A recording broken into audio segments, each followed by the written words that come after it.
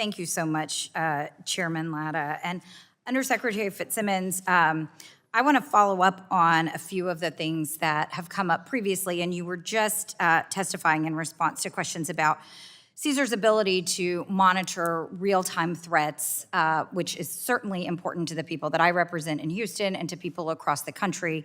And one of the things I want to know is whether those threats to our energy grid and to our energy security have increased in 2026. In 2026? In the last 2 weeks. Like within the last 2 weeks? Yeah. I think that would be difficult to say in this setting. I think we could, I mean, most of that would be classified. I'm not sure, directionally if compared to last year to this year, I wouldn't, I'm not sure specifically. Can you tell us, and can you tell us in another setting whether the threats to our energy security have increased since the military action in Venezuela? I think we'd be happy to discuss that. In another setting? Yes, in another setting. Well, and has Caesar analyzed cyber vulnerabilities in Venezuela? Caesar has not, no. Okay, because one of the things that you were saying in response, initially, I think, to some questions in response to Mr. Menendez's questions, and then I think, again, in response to Congresswoman Schreier's questions, you mentioned there's a historic energy deal, right? That was your words, not mine. And I guess I'm trying to wrap my arms around what exactly that is. In your understanding, what is that deal? Well, as the president has said, and as he convened energy industry leaders at the White House, this energy deal is to bring a win-win-win for the people of Venezuela, who will be able to rebuild their infrastructure that's suffered for years. It will be a win for the U.S. energy industry that's looking to invest in country, and it will be a win for the American people in the form of lower energy prices with more oil in the market. Okay, so, but what I'm hearing you say is that's, I mean, who are the parties to the deal?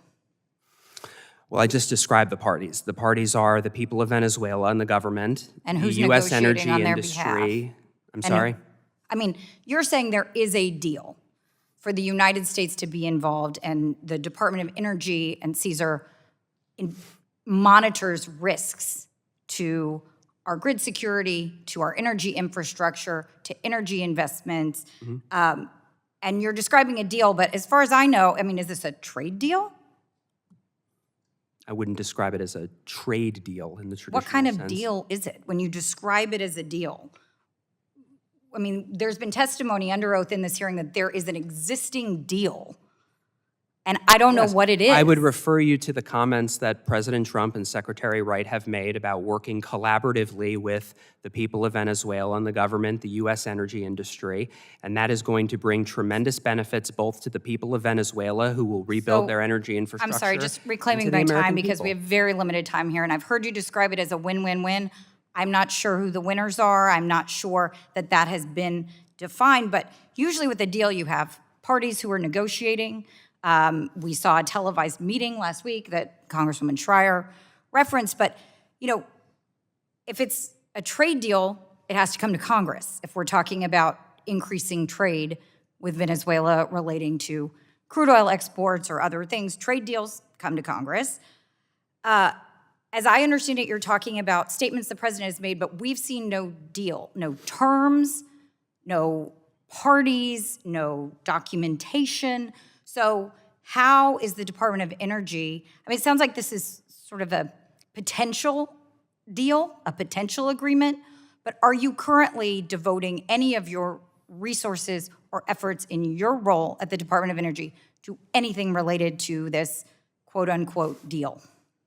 Under President Trump's leadership, Secretary Wright is working with the interagency, yes, and if you'd like to know more about this issue, we would be happy to talk to you in the right setting about it. Well, I think a lot of people want to know a lot more about this issue, and certainly the parties to the deal, the terms of the deal, the structure of the deal, the duration of the deal, all of those things are questions that are for the people of Venezuela in a democratic society. And certainly there are questions that emerge that are questions for the United States Congress, not the least of which is whether to send our fellow citizens, our sons and daughters, into military action. But certainly there are a lot of questions relating to our priorities for our own energy security as well, and those come in the jurisdiction of this committee. So I look forward to continuing that conversation and appreciate, Mr. Chairman, the opportunity to raise these issues. Thank you. Thank you.